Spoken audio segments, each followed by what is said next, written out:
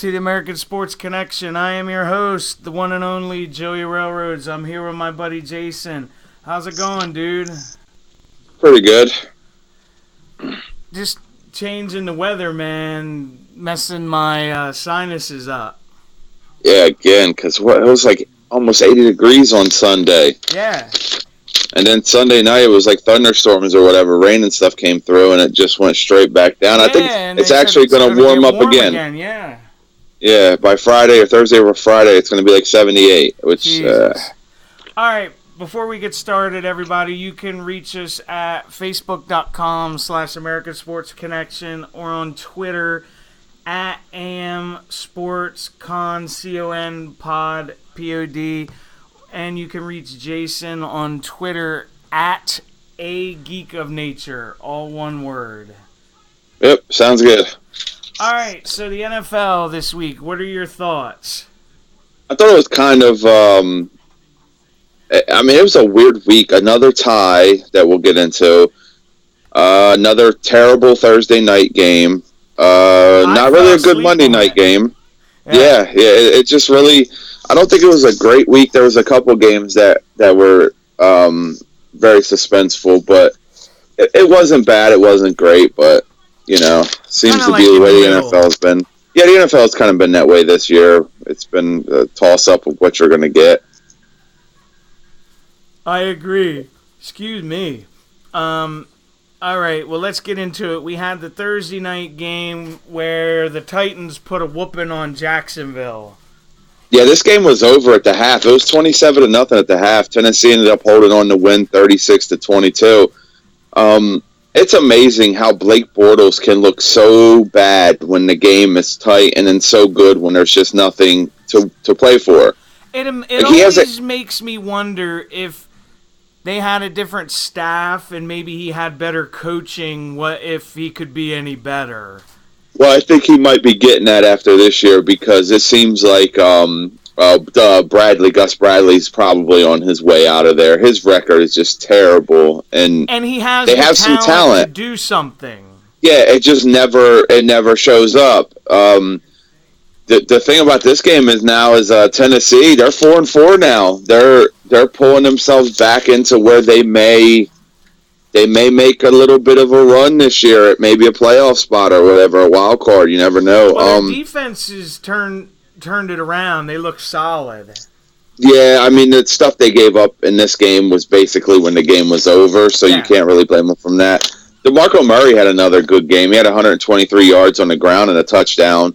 So he's fit into that system pretty well down there, after the terrible year under Chip Kelly and with the Eagles. But yeah, Bortles ended up having a great fantasy day, 337 and 3 touchdowns, but, I mean, he's not doing anything when they really need it. So we'll see. All right, next we had the early UK game where the Redskins and the Bengals tie. Yeah, probably puts a damper on what would have been the best London game so far. Yeah. The overtime and the 27-27 tie. It was like a back and forth game. Yeah. More overtime kicks missed. I can't believe how these kickers are missing these basic, almost chip shots in overtime to cost their teams a win. Yeah. Kirk Cousins had a big day, 458 yards, 2 touchdowns, and an interception. The biggest thing here is, like, the Redskins had a shot at now jumping up to like second in the NFC East, because of what happened later on in the evening. But they couldn't. They're 4-3-1. Yeah, the Bengals are 3-4-1. To me, they're playing below what they should be right now. Yeah. The Redskins too got healthy with Norman and Jordan Reed played, right? Yeah. I missed this game, so it's kind of you Jordan saw Reed it. Had a monster game. Yeah, see, I missed the game. I was out Sunday morning. But yeah, it's just two teams that could have really, really used a win end up tying. Yeah. All right. Next we have the Chiefs putting a thump on the Colts. Yeah, there's not much more you could say about that than that. Pagano's got to be on his way out, man. I mean, you think what the last win they had was against that Jacksonville team in London, right? Yeah. This game really they didn't show much. They're 3-5 now. I think one more loss and he might be out. I think the big thing about this game is Nick Foles coming in for Alex Smith and having a big game in the time that he played. Very impressive. Yeah, he threw 2 touchdowns, ended up with 223 yards passing. Travis Kelce went over 100 receiving with a touchdown. So, and the Chiefs, man, they're 5-2. They're right there, and that division is very strong. Other than San Diego, you have 3 playoff teams. Yeah. Which would be awesome because then you'll get rivalry games in the playoffs. Yeah, I agree. All right. This game really... Okay, go ahead. You move on. I was just getting ready to say this game really had nothing else. That's funny. All right, next we have the Cardinals laying an egg against Carolina. Yeah, another game that the Cardinals, another team, like I said, with Cincinnati and Washington, another team that really, really could have used a win, and then they don't get it. And they were coming off of a tie, too. So they have 2 straight games where they really need wins. Last week against Seattle, which would have given them like a 2-game flip, with Seattle getting the loss and them getting the win. And then they come out and lay an egg. Carolina was up 24-0 at one point in this game. And Arizona, like Carson Palmer threw the ball really well. It's like J.J. Nelson had a big day with 2 touchdowns. Jonathan Stewart, 120 total yards and 2 touchdowns. And Palmer threw for 363. So it's not like they didn't throw the ball. They didn't move the ball. They just couldn't, And Palmer turned it over, I think, at least twice. Yeah, 1 interception, and he may have had a fumble. But so that's going to kill you. Yeah, that's just a big game. It's like there's teams that seem like they should be good that really need wins that aren't getting them. And like Carolina, I mean, they needed a win 3 weeks ago, and they finally get one. They're 2-5. I think their season may be over, but you never know with that division because I don't think Atlanta is kind of stepped out in front of it, but we know what they tend to do in the second half of the season. Exactly. So we'll see. Big win for Carolina. Big, just total flop for Arizona. Yeah. All right, next this was a really exciting game. The Raiders beating the Bucs in overtime. Yeah, this was the game of the week, in my opinion. I got to find where I have oh, here it is. Okay. Yeah, it was a Carr to Roberts for a 41-yard touchdown in overtime to win it. Derek Carr, 513 yards and 4 touchdowns. And he threw a late touchdown to tie it, too. Oakland, or let me throw this in, too. Amari Cooper, 173 yards receiving and a touchdown. Oakland is winning, man. They're finding ways to win. They're 6-2. Yeah, he's a beast, Amari Cooper. Yeah, next week is their big one, man. Yep. That's going to be the big game of the year so far for them. Tampa falls to 3-4. Still in it in that division. Still in it in the NFC because the NFC just has seemed like the teams that were kind of separating themselves are falling back in the pack now, into the pack. But I agree with that. All right, moving right along, we have the Saints winning a big game at home against Seattle. Yeah, they're another team. They're 3-4 now. Seattle falls to 4-2-1. Yes. Seattle led this game 14-3, and their defense lost it, which is rare. There wasn't nothing really else big in this game. It was like Seattle got out early. New Orleans defense held because they held them to 6 points after going down 14-3. So it's like it's just Drew Brees can put up numbers against anybody. It's almost like he didn't have a huge game this week, but for the defense he played, he had a really good game. Yeah. So you got to give him credit, man. See, New Orleans is now 3-4. They're not done for a team that started. Yeah, what were they? 0-4 to start the season. So they've won 3 in a row. Good for them. Yeah. All right. Next, we have the Texans beating the Lions at home. Yeah, big win for Houston. This game was another game that just did not have anything big stats-wise. There's like nothing that really stood out. Game. Yeah, Houston's defense played well. Detroit's defense played well. Detroit really could have used this win in that division. They fall to 4-4. 5-3 would have looked a lot better for them. Houston's 5-3 now in a terrible division that they're going to win. I think we can agree with that. With Tennessee, Indianapolis, Jacksonville, whatever in that division, they're just. It's like who isn't the worst team in that division is going to win it, because Houston's lost a lot of people too, man. Yes. Osweiler looked a little bit better on Sunday, which, I mean, you got to give him a little credit for, I guess. But he should, because the Lions' pass defense is one of the worst in the league. Yeah, he definitely should have had. I think he should have had a bigger day than he did. But they ended up winning the game, which is big for them, and pulling out ahead in that division. Detroit 4-4 now. They're on the fringe of a playoff team, because they have really rebounded since being really bad earlier in the year. Yeah. Well, not really bad. That might be a little exaggeration. They didn't lose by a lot.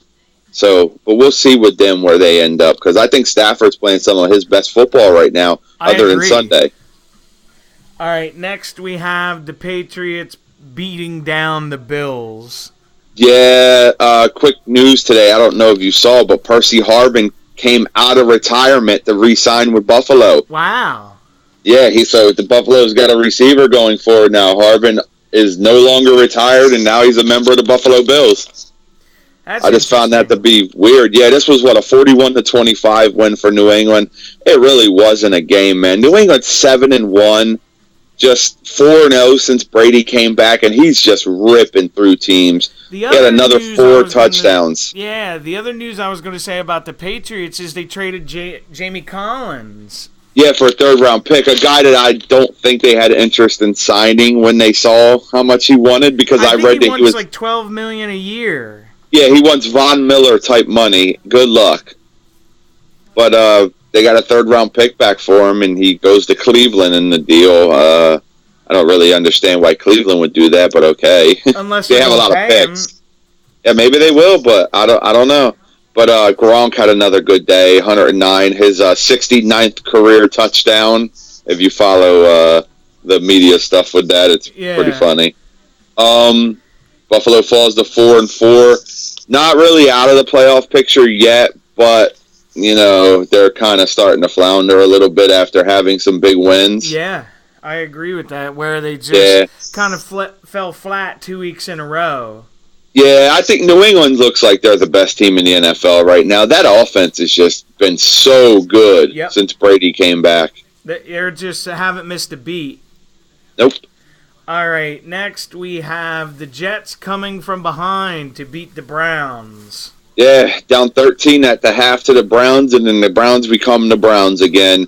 Josh McCown came back and had a big day, 341, 2 touchdowns, did throw 2 interceptions. Another little news story that I just read was the Jets claimed running back now Davis, so they have another running back to throw on that team now. Yeah, and I had read rumors that they were trying aggressively to trade Richardson.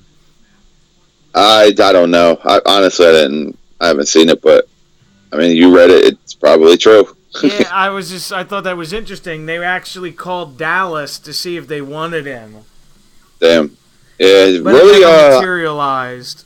Yeah, just before we go right back to this game, throwing at the trade deadline, nothing really happened today. No. It was, stuff still can happen. Nah, maybe not. It's 4:40, so nothing really going to happen. This is just Cleveland, man. Another game where you can't. I don't think Cleveland wins a game until they win a game. I don't believe they're going to win a game. I guess I would put it. 0-8. Jets go to 3-5. I think both these teams are pretty much done. This is just a draft pick game. Yeah. Which, with a couple games the way they finished this week, I think Cleveland may just about clinch that number 1 overall pick. Sounds about right. All right, moving on. We have the Broncos getting revenge on the Chargers.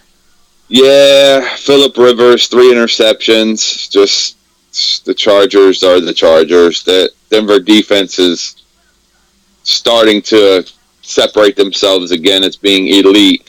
I think San Diego scored a late touchdown in this game too. It was pretty much a blowout until it was 27-19 was the finish. Yeah, Denver moves to 6-2. San Diego 3-5. I didn't really pay much attention to this game because I had a feeling it was going to end much like it did. Yeah. Anything you have on it that? No, it was what I really expected. Because after the Chargers beat them, Denver came in with a purpose. You know what I mean? Yeah, we both picked Denver in this game, and I think that was the exact reasons why we picked them. It's in Denver. Denver wants revenge. Denver's defense is rolling. It was kind of as expected. Right. All right, next, which could also be considered the game of the week, Atlanta beats the Packers on a last-minute score. Yeah, last 31 seconds score. Matt Ryan, Mohamed Sanu. Yeah. They're free agents signing in the offseason. Yeah. And Aaron Rodgers had a big day, 4 touchdowns, man. So he's kind of back, but their defense just is bad. Like, their defense just isn't back. Well, I don't know if it was ever there. They're just, decimated with injury. Yeah, Matt Ryan throws up 3 touchdowns. Like I said, Ryan to Sanu is the game winner with 31 seconds left. It was an exciting game to watch. Yeah, it was a really exciting game, and it was a game where both teams really needed to win, and Atlanta gets it. They go 5-3, Green Bay to 4-3. So Green Bay is like right there, fringe playoff type. They need a big second half to put themselves up with a chance, yeah, because they had the door open later in the night. If they would have won earlier in the day, they would possibly be in first place. Yeah. Because of what happened last night. We'll get to that, though. Yeah. All right, the Sunday night game where the Cowboys come from behind and win in overtime. Yep. Man, I got a lot of notes on this if you want me to go through them. Because this is the game I watched. Hold on, clear my throat here. First thing was Wendell Smallwood, huge fumble, which probably opened the door for Dallas to come back and get this game. Eagles defense did not hold 10-point lead. Brandon Graham had a huge game, man. He looks great in this Schwartz defense. Yeah, he's everywhere. Yeah, Ezekiel Elliott ended up with 148 total yards, 96 rushing, 52 catching. Des Bryant, 1 big catch and a touchdown catch, 113 touchdown. Dak Prescott, 3 more touchdowns. Didn't look very sharp at times in this game, but he finished strong, and I guess that's what you really want. Sharp when he needed to. And I'll tell you the dude that really stood out on the Eagles for me in a good way is Caleb Sturgis. He's making big field goals, man. Like, he nailed that, 55-yarder. At the half. To put him up. Yeah, to put him up. Dallas goes to 6-1. They did not look like a 6-1 team on Sunday. I don't care what anyone says. The Eagles just played sloppy football. Both teams played sloppy football. Eagles are 4-3. They're another one of those fringe type playoff teams. It depends on what they do in the second half. But yeah. Another game. Sorry, go ahead. No, I was going to say I completely agree with you. Yeah, another game where I thought the officiating wasn't very good, but what are you going to do? I mean, Dallas just the Eagles threw this game away. I was just going to say that they threw it away. They had the lead. They had a 10-point lead at one point in the fourth quarter and pissed it away. Yeah, dropped passes by wide receivers, fumble by Wendell Smallwood. Offensive line looked good. I thought Wentz had a lot of time throughout the game. I thought he looked pretty good. I thought the Eagles' defensive line played very well against Dallas's big offensive line. I will say, it's funny you just mentioned the officials. There's one play that's coming back to me that was, I thought, a really bad call that hurt them late in the game. Which one? The offensive pass interference on Green Beckham. Yeah, where you have a yard. Yeah, you have a yard. Yeah. I know which one you're talking about now. You're talking about the other one, not the one on the wide receiver screenplay. The one late where the guy just basically threw himself backwards like he was taking a wrestling bump and fell on his ass. Call it. Yeah. It's we could go on all week every time we do this, but that's the one that stuck out in my mind because it was late in the game when they had got a first down and started to get some momentum. Yeah, it could have been a game-deciding bad flag. Yeah, I understand what you mean. Yes, I agree. All right. Now, let's move on. This game surprised me last night. The Bears rising up and beating the Vikings. Yeah, you know, it surprised me, but I'll tell you what did not surprise me. Minnesota has one of the worst offensive lines in the NFL right now. I agree with that. Bradford was sacked 5 more times. That's 11 times he was sacked in the last 2 weeks. Minnesota can't compete with that offensive line. There's no way. Any team that can put a decent defensive game together is going to put Bradford on his back all day. And they're not going to move the ball. Cutler looked good. Cutler with a great shovel pass, like to avoid a sack, shovel it to Howard. Howard had a huge game, man. 153 rushing, 49 receiving, and a touchdown. He had a major, major game. He might be one of the standout stars moving forward into this football season. You know what I mean? Yes. But Chicago dominated this game. It was 20-3 until late. Minnesota adds a touchdown to make it a 20-10 final. But I can't compliment anything Minnesota did in this game. They're 5-2. They've lost their last 2. They don't look like a first-place team these last 2 weeks. No, I agree with that. They look really bad with their offensive line. Yeah, their offensive line is really been bad, and it's exposing them. Right, I agree. All right, before we get to the picks for this coming week, how did we do? We are now tied overall this year with our picks. Quick rundown. You had 3 losses. I had 4. Good big upset pick. You picked Carolina to beat Arizona. Got to give you that was the difference in our week. You got that one. We both had Tennessee. We both had Cincinnati. We both had New England. We both had the Jets. We both had Kansas City. All wins. We both lost Seattle. We both won Oakland over Tampa. I lost Arizona. You had it Carolina. That was the big pick of the week for you that won it. We both had Houston over Detroit. We both had Denver over San Diego. We both lost with Green Bay and Atlanta. We both had Green Bay in that game. We both had Dallas beating the Eagles, and we won, which I wish we would have lost. And we both had Minnesota because I think anybody that picked that game probably would have picked Minnesota. So 4-3. I had 4 losses. You had 3. You won the week. We're tied overall now. So we both had decent weeks. Yeah. You had a really good one with the Carolina pick. Now, week 9. Do you want me to run through them and we'll throw our picks out? All right. Thursday night game. I think this could be a decent game finally. I think we're going to get some offense and we might have a good game. Atlanta at Tampa Bay. I'll take Atlanta just because their offense is just rolling, and I don't trust Tampa's defense. Yeah, you know what? I'm going to take Tampa, man. I'm going to take them coming off of a nice win. A hard loss, I mean. We're talking about a nice win. A tough loss. I think they need to rebound big time, and I'm just going to go with the upset. That's the only reason I have it. Going into Sunday, early game, we have Philadelphia at the New York Giants. I have to pick the Eagles because I think they're a better team than the Giants. I really do. Yeah, I think their defensive line especially gets after Manning, and I think the Eagles really need a win, and I think they're going to get it. I think their rebound, they really need a win. Especially in the division.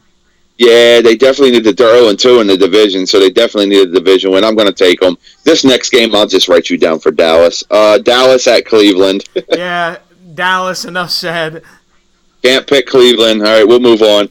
This next game, I believe, too, is an easy one for you. Jacksonville at Kansas City. Yep, Chiefs all day. Chiefs all day, I agree. Next one, this is a tough one to me. Miami, or the Jets at Miami. Ooh.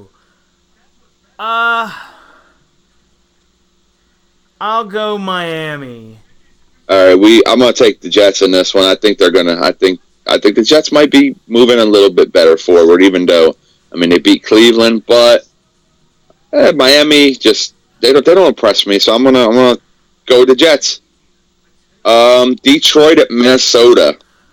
From what I've seen the last 2 weeks, I'm gonna take the Lions.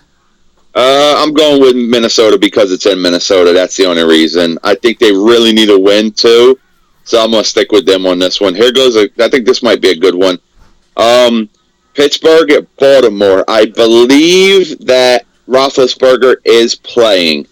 If he's playing, I'm taking the Steelers. Yeah, I'm going to take them. I'm going to take them anyway. I think they're going to beat Baltimore anyway. I think they really need to win. So coming off a bye week after a loss to New England, I'm going with Pittsburgh, too. Carolina at Los Angeles. I'll take the Panthers.